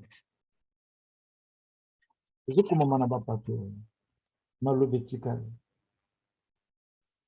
Papier oyo eza biso bato. Tozoyoka liloba. Tokomi yango, tobombi yango, donc na papier oyo. Couvrir yango na trois éléments oyo. Est-ce que tu veux comprendre bien? Tu veux comprendre? Amen. Amen, papa. Alléluia. Nzamba démontré. Amen. Alors, la Bible est un tabernacle. Il y a solo le côté. Ezali tabernacle. Il y a solo le côté. Donc, bah, élément oyo, ezali ko représenter le temple. Le temple. Parole zana kate zo la sabiso puissance de la parole. Dans la parole, dans les écritures là, c'est Jésus-Christ, Emmanuel. Deux écritures. Mais l'écriture est quand même na wapi na papier oyo. Oyo aza Emmanuel. Na kati ya liloba, oyo aza liloba. Non, nzamba lobi te. Nengo kende ki liboso eza bien. Po nyonso ekozalaka na forme moko te. Nzamba zoloba langa. Tous ekozala na forme moko te. Donc, la parole qui est attachée na papier oyo, et puis ensemble avec la forme de ce livre, nde ezali tabernacle. Donc, la parole inclut les papiers, les trois fondamentaux, il y a livre, ezali tabernacle. Donc, une dimension mosusu. Nakanisi déjà ba passer bazote yango. Tango bozolo ba elinzeza azali tabernacle ya Nzambe. Tabernacle ya Nzambe. Donc na kati ya elinzeza eza na ba élément oyo Nzambe asali comme direction. Soko fongoli elinzeza nde komona Jésus Christ aza na kati. Yango na nazoloba nous dans le royaume, nazoloba bien, le peuple de Dieu, écoutez-moi bien. Nous vivons dans le tabernacle de Dieu. Boyeba ngo bozana kati ya tabernacle oyo. Yango na lo esalanga mawa. Amen. Amen, papa. Tangu tozoyeba te royaume oyo toyaka tofandi toyoki mais fo toyebaka ke tozalaka na kati ya tabernacle ya Nzambe. Eloko nde Nzambe alingi ayebisa biso lelo. La Bible est le tabernacle de Dieu. C'est là où se trouve Dieu. Na tabernacle na Dieu. Liboso Nzambe alakisaki na ba Moïse na biloko baza komema boye. Mais aujourd'hui le tabernacle est dans la parole. Et l'Inzesa qui est la parole de l'Éternel, qui est la bouche de l'Éternel, qui est l'image de l'Éternel namabele. Siko bato bandimi elinzeza bazana kati ya tabernacle. Yango na bande konanga soko kote ki royaume obimi ezana tabernacle mi balete na mukilo ezama kambo lokutate soki Nzamba lobi lokutate bami susu mingi balingi kokura nango te. Yango na Nzamba lobi eza lokutate za solo. Kanisi to comprendre yango na continue na komisaki Nzambe ezali lokutate la Bible engali makasi avec la gloire de l'Éternel. Kembo na Nzambe, kembo na Emmanuel. Na leki wana Nzambe alobi. Tabernacle ezali vérité ya Nzambe. Kembo na Nzambe. Alobi tabernacle to lobiawa ezali vérité ya Nzambe. Amen. Amen. Est-ce que nalingi na tuna question moko ya mukuse. Tango Nzambe azoloba tabernacle ezali vérité ya Nzambe. Qu'est-ce que cela nous dit? Ezolobela biso nini? Bofongo na micro. Ezolobela biso nini? Allô, papa. Oui. Maman esere kanga. Ezolobela biso parce que ngai na expérimenter nazalaki kobondela nalobi papa Elie Nzenza Emmanuel David Jésus-Christ de Nazareth mon père. Il est le tabernacle de Dieu. Il est le livre de Dieu. Et moi je suis dans sa main. Après nalali nalamuki te namoni nazala loboko na yo. Et puis naseki yo ozali tabernacle de Dieu. Ngai na bakaye na ngai awa nakomaka mikolo nyonso di lundi ou vendredi bajour nyonso tozalaka na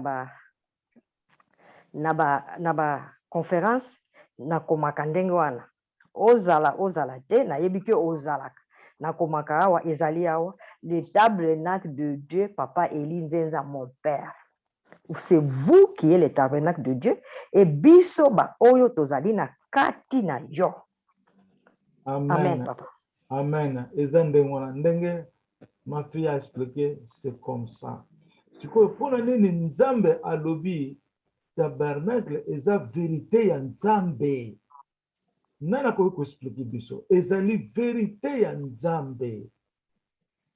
Sikanga na lobe sikana. Est-ce que nana ko loba soki te ngai na loba? Est-ce que vous permettez nana loba to mutaza na idée ko loba? Amen, papa. Amen. Bonjour, Maman Liliane. Nalobi, ndenge uti koloba, tabernacle ezali vérité ya Nzambe. Tabernacle, lokolo ezali Emmanuel. Emmanuel Elinzeza. Oyo ezali Jésus-Christ ye moko. Donc tabernacle, comme Jésus-Christ, c'est dit, azali vérité. Nzambe azobi que tabernacle ezali vérité parce que Jésus-Christ c'est lui-même Elinzeza Emmanuel, azali tabernacle. Amen, amen, c'est clair. Donc c'est clair. Na bakisi lisusu na likolo ya mama Liliane. Lokola Nzambe alobi likambo ya tabernacle que mwana nanga qui est la parole et mon tabernacle. Nzambe azoloba tabernacle. Alobi so tabernacle eza vérité ya Nzambe. Lokola Nzambe alobi tabernacle azali vérité ya Nzambe. Bandeko nanga toyoka bien. Nazoloba mabete, nazoloba ma clair po tofongola po ayebisaki biso boye te. Oyo akobundisa tabernacle oyo, la parole dans la vérité, dans la parole la vie est là, la vérité est là aussi. Oyo akobundisa pourtant Nzambe azoloba boye, azoloba na ye, mais soki na tene ndenge papa nanga azolobela, on dirait que papa nanga alingi to pongola mobiba na biso to saisir royaume oyo. Donc to kota pena na kati pena to zala ta na musuni te na kati ya likambo ya tabernacle. To kota vraiment spirituellement parce que ndenge na lobaki ta ya kokanga bateau eza proche. Yango na Nzambe alingi to pongola matoi mitema to longwa na les deux catégories dernières. Tokota na catégorie ya liboso. Oyo bazoloba ke azali mensongère, azokosa bato. Yango na Nzambe alobi bien ke nazoloba ya solo eza lokuta te que la Bible est le tabernacle de Dieu. Comme la Bible est la parole de Dieu, Elinzeza est la parole de Dieu. Amen. Vérité na na kati na ye. Il est mon représentant de ma vérité. Amen. Amen. Amen. Nzambe azako. Amen, papa. Nzambe azako fongola biso. To fongwa ma. Que celui-là est ma vérité. Nzambe sa loba langa tana. Naïb saka. Donc bino na wana otanga ba documentation. Mais Nzambe lobi langa mon fils, lève-toi, lève-toi. La vérité est à ton côté. Je répète ça. Donc, tant Nzambe azoloba boye eza lokola azobondela biso. Azobondela kozala na doute moko te. Nazomona awa na motema nanga ezoloba nanga awa. Bamusu bapesa bambongo na bango balobi mpe tolembi makambo yango tozomona yango clair te. Eye na motema na ngai awa. Bamusu tozopesa bambongo mais tozomona kaka clair te makambo yango ezowumela. Nzambe apesi nga exemple ya bato bazopase nano ndenge wana. Bamisusu baza na côté deuxième catégorie. Nzambe alakisi mwasi alati soutien nini mobali aza nini mpona nini ezali négligence et sabotage. Négligence et sabotage. Yango na Nzambe lelo aye ko benda po Nzambe pa lingaka biso nyonso alingi te ke yo moto zwi temps ebele na royaume. Temps na yo ezala kaka ya hasard. Temps na yo ezala kaka ya kokanga motema te. Temps na yo olingi opresse Nzambe asala likambo yo olingi Nzambe asala mpona biso. Non. Totika temps ya Nzambe koka. C'est tozwi déjà vie éternelle. Toza déjà na vie éternelle. Hein? Tant Nzambe susu biso tozoluka, tant Nzambe toza na royaume. Le royaume c'est le temps de Dieu, c'est notre rendez-vous. Quel temps vous cherchez encore? Likambo ngo ewumeli mingi tozomona kaka clair te. Nakandi soki yo kanisa ndenge wana tika na yo bima. Je peux te dire ça. Tu perds ton temps pour rien. Mais soki yo yebi vraiment que oyaki pona Nzambe, oui, nakoki nanga koya pona Congo makambo pouvoir à Congo. Mais ce que nous entendons, ça nous performe, ça nous change, nous devenons différents. ngai na bali mwasi oyo mpona alingaki aza kitoko na bali mobali opota na mbongo me ntango okoti na mobali na mwasi odécouvrir makambo mosusu oyo yo ndimaki te na kati ya libala na yo olobi ya solo yo osalaka boye mo oyebisaki ngai te lere tozalaki fiancé ya obomela ngango ndenge nini ozomona donc eza esengo oboti mwana koli mwana komi mutu munene to mutu munene te mene makambo bien olobi ya esengo mpona ngai nzambe apesenga bana oyo nazosepela lelo ozomona. Donc c'est ça que nous souhaitons. Nous ne souhaitons pas seulement la chair, nous ne souhaitons pas de la chair. Bokondi ya mabele ya Congo eza mosoni spirituel pe mais ekoleka tokokota vie pene éternel oyo mosoni bakozalaka te ozomona nde yango na nzambe na biso aza koattirer biso attention que celui-là que vous voyez il est ma parole azali vérité nanga il est ma vérité. Je ne mens pas ce que j'écoute de Dieu, je parle en vous. Na ne rappelle pas où dire te, na lingi batubaya ko transformer ngaite. Ce que je parle, ce qui vient de l'Éternel. Ozomona, nde ngona likambo nzamba lobele likambo ya tabernacle. Abandaki ko lobango déjà dans la parole, la vérité est là. Soki mutu penda ayoki maloboyo, soki ndimi yango te, aza virus. Nazolo bango ya solo. Peut-être akozala na temps oyo nzamba kofungola ye motema po to précipiter nzamba salaka oyo alingi. Mais il faut te faire attention pour porte ezokangama bientôt.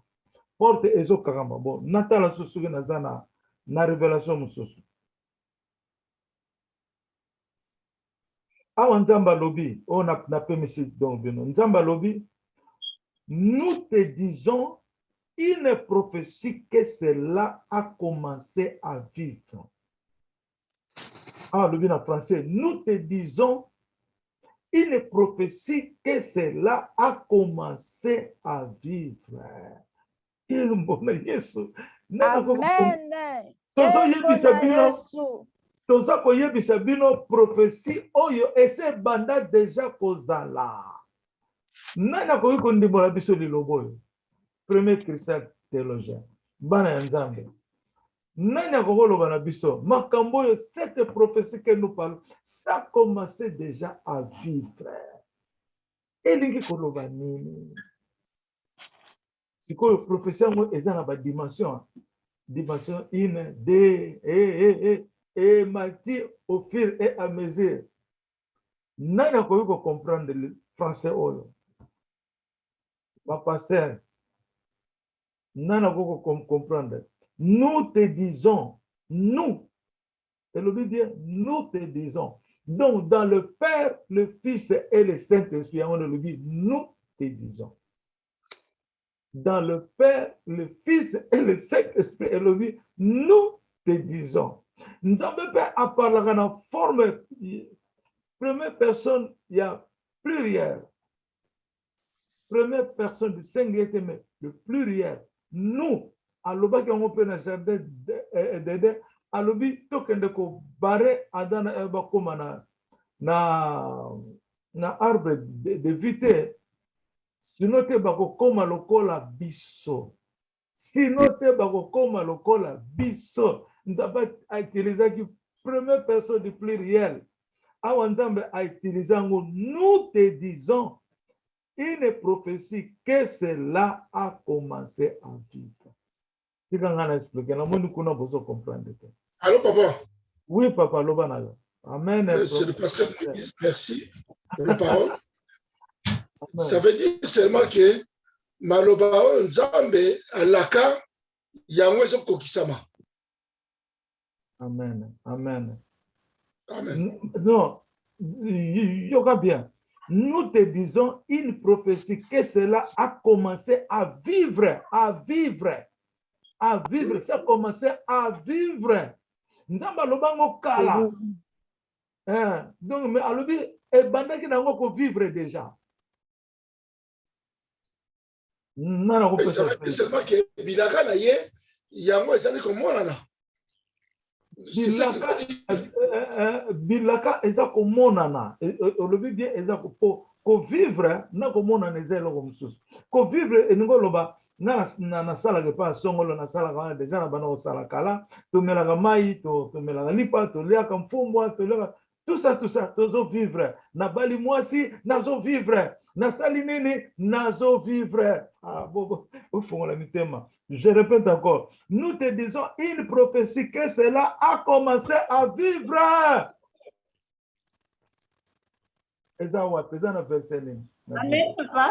Amen. Magdala naso essayer. Oyo ndenge parole ensemble lobike. Le royaume de Dieu, la parole de Dieu sera propagée au royaume. Royaume c'est déjà toza ko vivre yango liloba nango ezopanta. Bon, voilà pesa eza bien, wana solo. Amen, amen. Donc au monde ndenge mama Magdala lobi que ebanda déjà ko vivre. Yesu ayaki a parlaki sur la parole. Parole eza ko vivre. Donc eloko nzamba ndingi alobela awa eza na parole égale la vie. Donc Dieu a tant aimé le monde, il a donné son fils. Tango nzambe asali mokili, asalaki mokili pona Jésus. Tango asali mokili, a glorifié mwana na ye, mokili bandi ko vivre. Mokili zo vivre pona parole. Au commencement était la parole était avec Dieu et la parole qui est Dieu. Donc quand la parole est, ce qui liloba ezali, la vie est là. Ce qui yo ozala kite, liloba ezali te, mokili pe ezali te. Donc la parole, c'est celle-là qui est la vie. Yesu alobi, mapa oyo papa nanga zala ko pesa ba amana wana. Mais c'était moi oyo papa nanga zala ko pesa bidon. C'était moi parce que je suis la vie. Oyo bipla wana nzaba compliqué moi. A compliqué moi mon cœur. Mais c'est le Père qui parlait lui-même. Lipa oyo papa nanga zala ko pesa même mapa wana zako ko likolo. C'était moi. Parce que Dieu a créé le monde pour Jésus-Christ.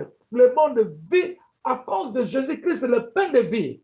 Sans Jésus-Christ, ni ne peut exister. Comment? Amen. Sans Jésus-Christ, ni ne peut exister. Amen. Je répète. Alléluia.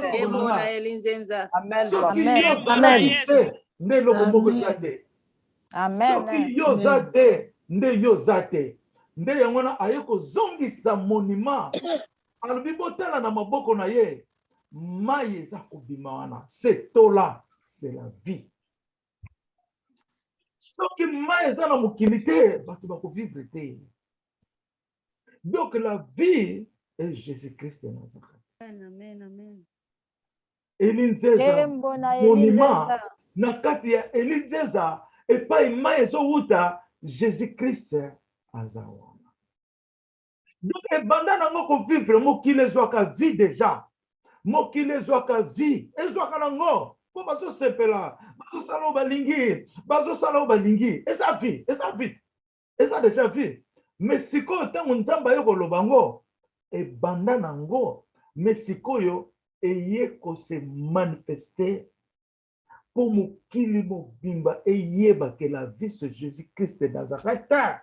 Pour bato bandaki ko vivre, mais ils n'ont jamais su que la vie c'était Jésus-Christ. Vous savez non?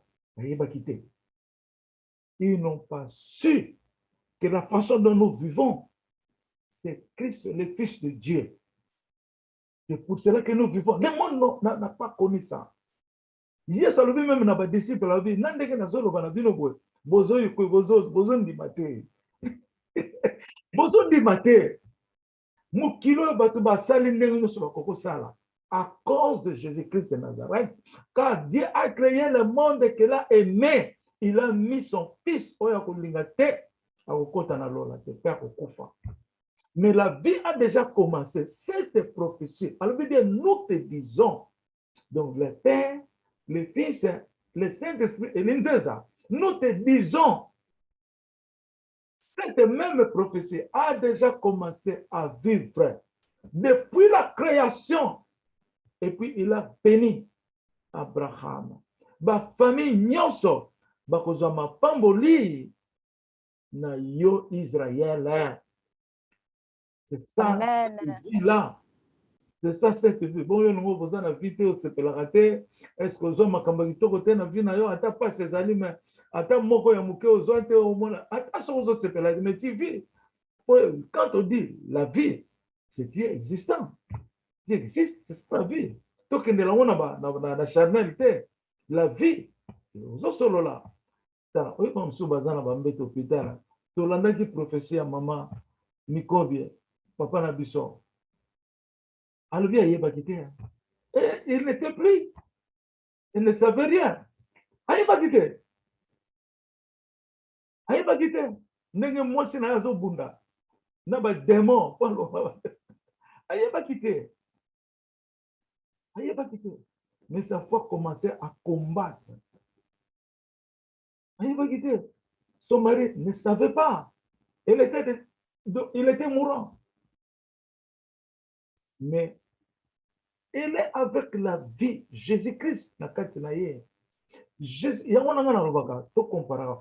Moi, je souffre beaucoup. On appelle les rejetons. Moi, je fais qu'être insulté. Moi, c'est cela. Parce que Nazar rejeton. Quand tu es rejeton, on va te rejeter tout le temps. Mais c'est ma vie. Les rejetons là, il y a un andaza maya bomoya mo kili mobimba Eline César. Nazo bisabino lelo. C'est Eline César Emmanuel David. Amen. Alléluia. Alléluia. Amen. Amen. Amen. Makanisi Kembo na Nzambe na koyemisa susu ba chanter na nga lelo bayemba nzembo ya bomoyi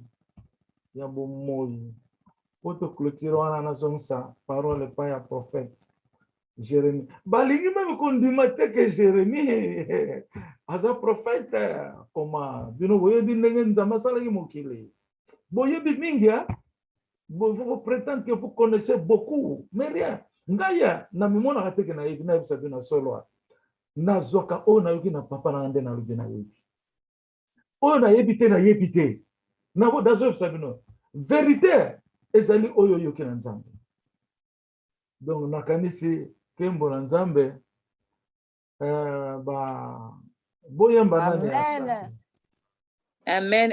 boyamba nzembo nini to boyamba ya nini po lelo za mokolo kitoko lelo to susu Elize zaye kopesa bomoyi.